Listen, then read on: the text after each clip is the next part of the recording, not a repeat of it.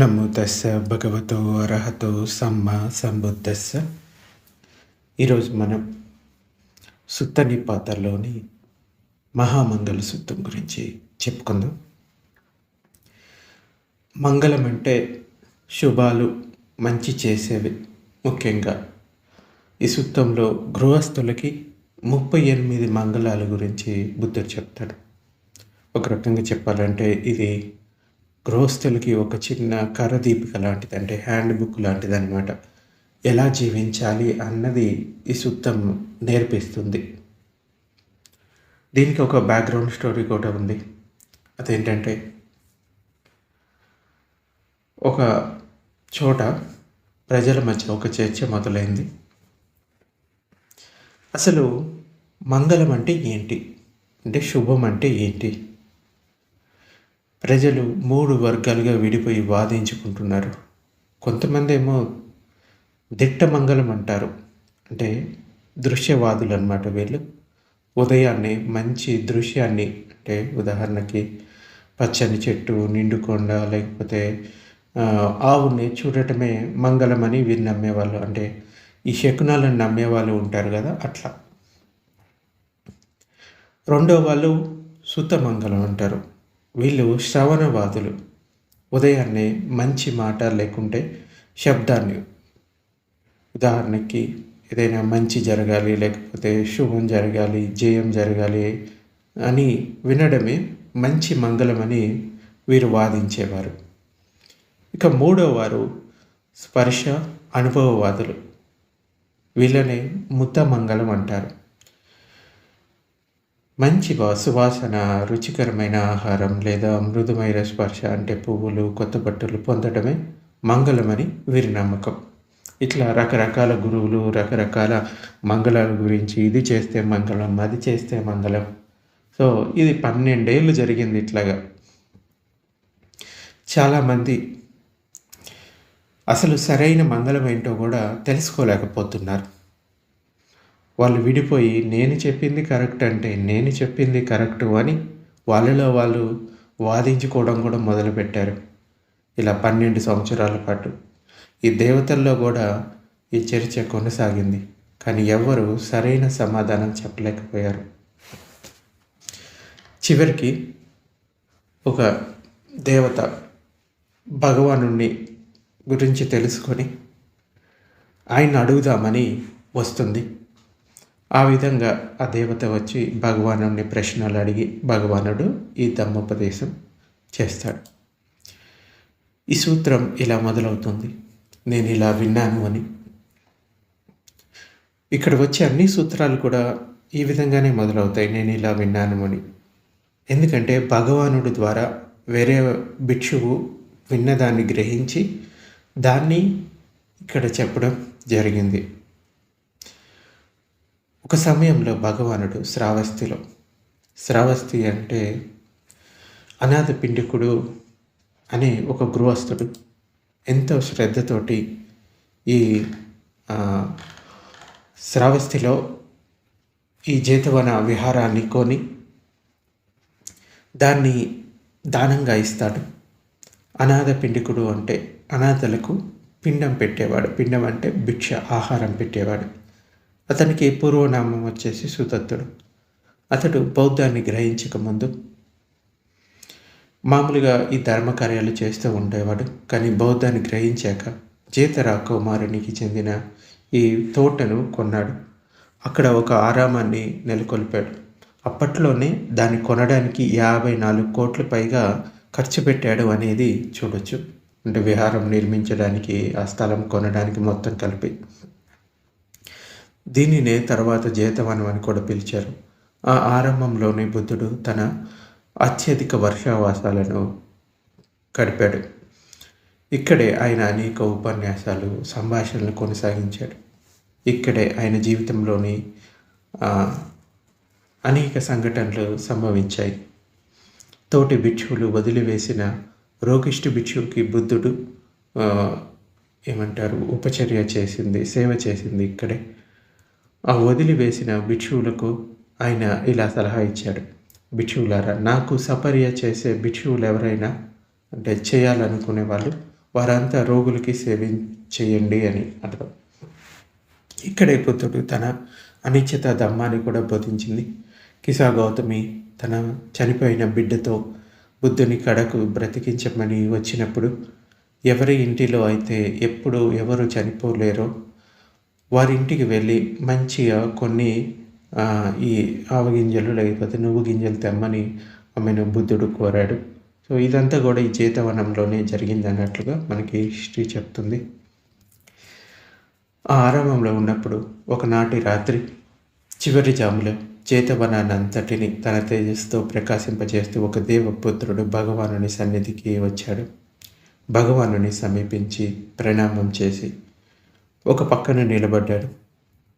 ఒక పక్కన నిలబడిన ఆ దేవపుత్రుడు భగవానుని ఇలా అడిగాడు, బంతే, చాలామంది దేవతలు మనుషులు శుభాన్ని కోరిన వారై అసలు మంగళాలు ఏవి అని మీమాంసలో పడినారు. మంగళాలలో ఉత్తమమైన మంగళాలను తెలియచెప్పండి అని అడుగుతుంది. ఇక్కడ మంగళాలు అంటే సుఖాన్ని అభివృద్ధి చేసే, ఆవాహం చేసేవి అని అర్థం.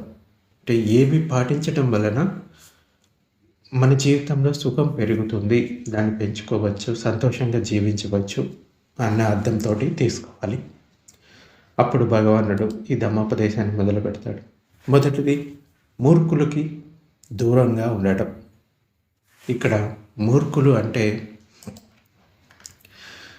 కేవలం బుద్ధి లేని వారు కాదు, మనస వాచ కర్మన క్రూరులైన వాళ్ళు, అంటే పాపకర్మలు చేసే వాళ్ళని మూర్ఖులు అంటారు. అటువంటి వారితోటి స్నేహం చేస్తే ఆ లక్షణాలు మన లోపల కూడా వస్తాయి. అంచేత మొదట చేయాల్సింది మూర్ఖులకు దూరంగా ఉండటం, పండితులతో సాన్నిధ్యం కలిగి ఉండటం, పూజనీయులను గౌరవించడం, ఇవి ఉత్తమ మంగళాలు. ఇక్కడ భగవానుడు ఏం చెప్తున్నాడో చూడండి. మొదట పండితులతో సాన్నిధ్యం చేయమని చెప్పట్లేదు. ఫస్ట్ మూర్ఖులను వదిలిపెట్టండి, వాళ్ళకి దూరంగా ఉండండి. అదే ఫస్ట్ మేలు చేస్తుంది. అటువంటి స్నేహాలు మంచిది కాదు. ఆ తర్వాత సత్సంగం చేయండి. ఎవరితోటి? పండితులతోటి. పండితులు అంటే ఏదో గ్రంథాలు చదివిన వాళ్ళు కాదు, పాండిత్యం తెలిసిన వాళ్ళు కాదు, జ్ఞానం తెలిసిన వాళ్ళు, రాగద్వేష మోహాలు తొలగించుకునే మార్గంలో ఉన్నవాళ్ళు, తొలగించుకున్న వారిని పండితులు అంటారు. అటువంటి వాళ్ళతోటి సాన్నిధ్యం కలిగి ఉండటం, ఇంకా గౌరవించవలసిన వారిని గౌరవించడం. ఇక్కడ గౌరవించవలసిన వాళ్ళు అంటే పెద్దలు, గురువులు, భిక్షువులు, సాధువులు, వీళ్ళని గౌరవించడం అని అర్థం. ఇంకా అనుకూల ప్రదేశంలో నివాసం కలిగి ఉండడం. అనుకూల ప్రదేశం అంటే భిక్షువులు, భిక్షునీలు, ఉపాసికలు నిరంతరాయంగా ఉండే చోటు. 10 పుణ్యకార్యాలను చేసుకునే ఆ కార్యాలు చేసేటువంటి పవిత్ర జనులు ఉండే చోటు. ధమ్మం సజీవంగా ఉండే చోటు. ఇంకా చెప్పాలి అంటే ధర్మాన్ని అభివృద్ధి చేసుకోవడానికి ఎటువంటి ప్రదేశం అయితే ఉపయోగపడుతుందో అటువంటి ప్రదేశాన్ని అనుకూల ప్రదేశం అని చెప్తాడు. ఇది కూడా ముఖ్యమే అని చెప్తాడు. అది కూడా మనకి మేలు చేస్తుంది అని. అనుకూల ప్రదేశంలో నివాసం కలిగి ఉండటం, పుణ్యం చేసుకొని ఉండటం, అంటే ఇంతకుముందు కూడా దానాది పుణ్యకార్యాలు చేసుకొని ఉండటం, ఇప్పుడు కూడా చేయడం, ఇంకా సరైన సంకల్పం కలిగి ఉండటం. ఇక్కడ సరైన సంకల్పం అంటే ధమ్మం కోసం అధమ్మాన్ని, ఇంకా శ్రద్ధ కోసం అశ్రద్ధని, ఔదార్యం కోసం స్వార్థాన్ని వదిలి ఇటువంటి సంకల్పాన్ని అంటే స్థిర నిర్ణయాన్ని తీసుకోవడం అన్నమాట. సో మన మనసులో ఉన్న ఈ చెడు గుణాలను పోగొట్టుకోవాలి, దాని పట్ల శ్రద్ధ పెంచుకోవడం, అటువంటి సంకల్పం పొంది ఉండటం. అనేక శాస్త్రాలలో, శిల్పకళల్లో, వినయంలో, అనేక శాస్త్రాలు అంటే మామూలుగా బ్రతకడానికి కొన్నిటిని నేర్చుకోవాలి, వాటిల్లో కూడా నైపుణ్యం కలిగి ఉండాలి జీవించడానికి. శిల్పకళలు అంటే రకరకాల వృత్తులు బ్రతకడానికి చేస్తూ ఉంటారు కదా, వాటిల్లో కూడా నైపుణ్యం కలిగి ఉండాలి. ఏదో నేర్చుకుంటున్నాం కాదు, దాంట్లో గొప్ప నైపుణ్యాన్ని సాధించాలి. అప్పుడే అది మంగళాన్ని ఇస్తుంది. అలాగే వినయంలో మంచి శిక్షణ కలిగి ఉండటం. ఇక్కడ మంచి శిక్షణ అంటే వినయం అని అర్థం. దీనిని ఇలా అర్థం చేసుకోవాలి. మనోవక్కాయ కర్మలందు వినయమని. ఇక్కడ వినయం అంటే గృహస్థుడు 10 అకుశల కర్మలకు అంటే 10 అనైతిక చర్యలకు దూరంగా ఉండటం. అలాగే భిక్షువు పాఠ్యమొక్కాలో పేర్కొన్న భిక్షు నియమాలను అతిక్రమించకుండా ఉండటం. లేదా 4 అచంచల నైతిక శుద్ధత కలిగి ఉండటం. అది భిక్షువుకి. అలాగే గృహస్థులైతే అట్లీస్ట్ ఈ 10 విషయాలకి దూరంగా ఉండడానికి ప్రయత్నించాలి. లేదా అట్లీస్ట్ పంచశీలాలను పాటించడానికి ప్రయత్నించాలి. అలాగే మంచి మాటలు మాట్లాడగలగడం అంటే మంచి శిక్షణ కలిగి ఉండటం. అలాగే మంచి మాటలు మాట్లాడగలగడం.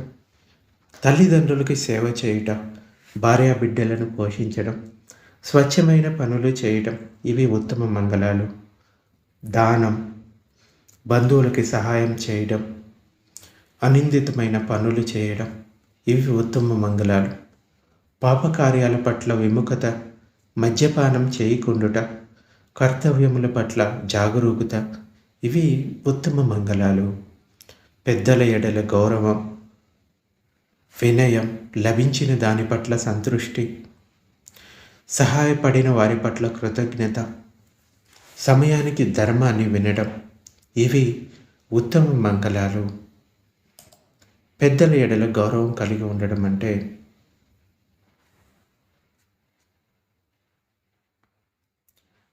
భిక్షువుల అందు, లేకుంటే గురువుల అందు, తల్లిదండ్రుల అందు, లేకుంటే వయసులో వారికన్నా పెద్దవాళ్ళు ఉంటారు కదా, వారితో గౌరవాన్ని చూపడం అనమాట వారికి. ఇంకా వినయం, లభించిన దాని పట్ల సంతృష్టి, ఏదైతే ఉంటుందో దాంతో సంతృప్తిగా ఉండాలి. అది చాలా ముఖ్యం. మాటలలో ఓరిమి కలిగి ఉండటం, శ్రమణుల దర్శనం, సమయానికి దమ్మాన్ని గురించి చర్చించడం. ఇక్కడ దమ్మాన్ని వినడం, అలాగే దమ్మాన్ని గురించి చర్చించడం ఈ రెండు కూడా ముఖ్యమైనవని చెప్తాడు. ఇవి ఉత్తమ మంగళాలు. తపస్సు, బ్రహ్మచర్యం, 4 ఆర్య సత్యాల దర్శనం, నిబ్బాన సాక్షాత్కారం ఇవి ఉత్తమ మంగళాలు. ఇక్కడ తపస్సు అంటే ఆత్మ నిగ్రహం. ఆత్మ అంటే ఏదో ఉందని కాదు, తనను తాను నిగ్రహించుకోవడం అంటే ఇంద్రియాలను నియంత్రించడం ద్వారా రాగ, ద్వేష, మోహాలను అణిచివేయడం, సమ్యక్ కృషిని పెంపొందించుకోవడం ద్వారా సోమరితనాన్ని అణిచివేయడం ఇది తపస్సు. ఇంకా బ్రహ్మచర్యం అంటే పవిత్ర జీవితాన్ని గడపడం అని అర్థం, సరైన అర్థం. అలాగే లోక ధర్మాల తాకిడికి చెలించినటువంటి, శోకానికి వశం కానటువంటి నిర్మలత్వానికి, ఇంకా క్షేమాన్ని అంటే భద్రత పొందినటువంటి చిత్తం ఇవి ఉత్తమ మంగళాలు. ఇక లోక ధర్మాల తాకిడికి చెలించినటువంటి మనసు అంటే లోకధర్మాలు అంటే ఈ ప్రపంచంలో జీవితానికి అవశ్యం ముడిపడి ఉన్న విపర్యాలు అంటే కంపల్సరీ ఇవి అందరి జీవితంలో ఉండేవి. అవి ప్రాథమికంగా 8 పరిస్థితులు: లాభము, నష్టము, గౌరవము, అగౌరవము, నింద, ప్రశంస, సుఖము, దుఃఖము. ఇవి ఉండని వాళ్ళు ఎవరూ ఉండరు. అయితే ఈ లోకధర్మాలు మన జీవితంలో వచ్చినప్పుడు వాటి పట్ల స్థిరమైన చిత్తం కలిగి ఉండాలి. సుఖం వచ్చినా ఓకే, ఇది కూడా ఉంటుంది, కాసేపు వెళ్ళిపోతుంది. దుఃఖం వచ్చినా ఇది కూడా ఉంటుంది, వెళ్ళిపోతుంది. ఎవరైనా నిందించినా ఓకే, అది కూడా ఉంటుంది, కాసేపు వెళ్ళిపోతుంది. ఎవరైనా పొగిడినా ఇది కూడా ఉంటుంది, కాసేపు వెళ్ళిపోతుంది. తర్వాత ప్రతి క్షణం మారుతుంది అనేది అంటే లోక ధర్మాల తాకిడికి చెలించినటువంటి మనసు, అలాగే శోకానికి వశం కానటువంటి నిర్మలత్వాన్ని, క్షేమాన్ని, భద్రతను పొందినటువంటి చిత్తం అంటే ఇటువంటి చిత్తాన్ని పెంపొందించుకోవాలి. ఇది మనకి మేలు చేస్తుంది అని చెప్తున్నాడు భగవానుడు.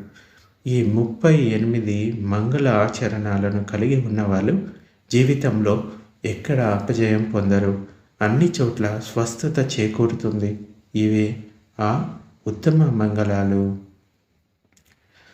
ఇవన్నిటిని పెంపొందించుకోవాలి. ఎందుకంటే మనల్ని మనం సరైన మార్గంలో ఉంచుకోవాలంటే ఇటువంటి జీవితాన్ని తప్పకుండా పాటించడానికి ప్రయత్నించాలి. ఉదాహరణకి ఎవరైనా నా దగ్గరికి వచ్చి లేకపోతే బుద్ధుడి దగ్గరికి వచ్చి ఇలా అడుగుతారు, నా జీవితం ఆనందంగా విజయవంతంగా ఉండాలంటే నేనేం చేయాలి, ఏది నిజమైన మంగళం అని అడిగారు అనుకోండి. దానికి 4 దశలుగా చెప్పుకోవచ్చు ఈ సూత్రాన్ని. మొదటిది పునాది లేకపోతే యుక్త వయసులో. యుక్త వయసులో చేయాల్సిన పనులు ఏంటంటే, యుక్త వయసు అని కాదు ఎప్పుడైనా కానీ మొదట చేయాల్సిన పనులు ఏంటంటే, అంటే నేను వాళ్ళకి ఇచ్చే సమాధానం ఇలా ఉంటుంది, నీ ప్రయాణం సరైన స్నేహంతో మొదలు పెట్టమని. అంటే వెంటనే తనకున్న చెడు అలవాట్లను స్నేహాలను వదిలిపెట్టడం, అంటే మూర్ఖులకి దూరంగా ఉండడం. జ్ఞానం కలిగిన పెద్దలను గురువులను ఆశ్రయించడం, అంటే పండితుల సాంగత్యం. గౌరవించిన తగిన వారికి నమస్కరించడం నేర్చుకోవడం అన్నమాట. ఇక మంచి వాతావరణం ఉన్న చోట నివాసం ఏర్పాటు చేసుకోవడం, అంటే అనుకూల ప్రదేశంలో నివాసం ఉండటం. చక్కటి విద్యను చేతి వృత్తులను నేర్చుకోవడం. ఎప్పుడు మృదువుగా సత్యమే మాట్లాడడం అలవాటు చేసుకోవాలి. దీంతో అతనికి మంచి పేరు గౌరవం దక్కుతాయి. ఇది మొదటి విజయం. అలాగే రెండవ దశలో బాధ్యత అనమాట. అంటే గృహస్థ జీవితంలో ఎలాంటి బాధ్యతలు తీసుకోవాలి. అతడు యువకుడు నుండి పెద్దవాడు అవుతాడు. దాంట్లో తన ముసలి తల్లిదండ్రులను కంటికి రెప్పలా కాపాడుకోవడం, వివాహం చేసుకొని భార్య పిల్లలను ప్రేమగా చూసుకోవడం, వారి పట్ల బాధ్యతలు నిర్వర్తించడం, ఎవరిని మోసం చేయని, ఇతరులకు హాని చేయని వ్యాపారాన్ని చేయడం, తన సంపాదనలో కొంత పేదవారికి దానం చేయడం, కష్టాల్లో ఉన్న బంధువులను ఆదుకోవడం. ఇది అతనికి కుటుంబంలో శాంతి, అలాగే సమాజంలో ప్రేమ దక్కడానికి ఉపయోగపడతాయి. అతని ఇల్లు ఒక స్వర్గంలా మారుతుంది.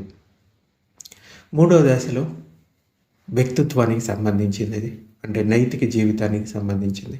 డబ్బు పేరు వచ్చాక మనిషిలో గర్వం రావడం సహజం.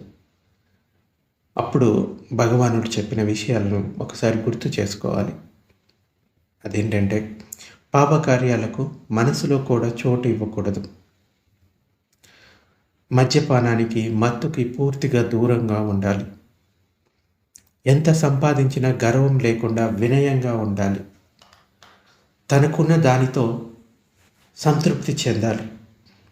తనకు సాయం చేసిన వారిని ఎప్పుడు కూడా మరవకూడదు, అంటే కృతజ్ఞత కలిగి ఉండాలి. వీళ్ళు దొరికినప్పుడల్లా ధర్మాన్ని వినేవాడు, అంటే ధర్మానుసారంగా అంటే సమయానుసారంగా ధర్మాన్ని వినడం. దీంతో అతని మనసు అద్దంలా స్వచ్ఛంగా మారుతుంది. బయట గొడవలు ఉన్న అతని లోపల ప్రశాంతత ఉంటుంది. ఇక చివరి దశ ఇదే ఆధ్యాత్మికతలో పురోగతి సాధించడం, అంటే ముక్తిని పొందడానికి ఇంకొంచెం ముందుకు వెళ్ళడం. అంటే వయసు మీద పడింది, అతని జీవితం అంటే జీవిత పరమార్థం వైపు అడుగులు వేశాడు.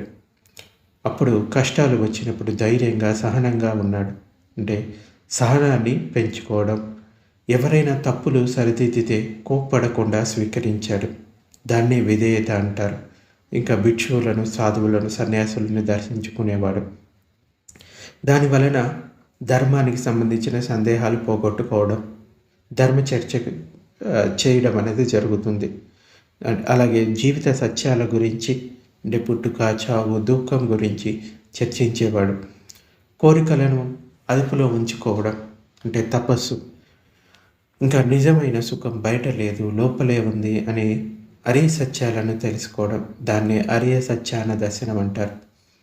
చివరగా మనసు ఎంత దృఢంగా మారుతుంది అంటే, లాభం వచ్చినా పొంగిపోలేదు, నష్టం వచ్చినా కృంగిపోడు, పొగడ్తలకు, నిందలకు చలించలేదు.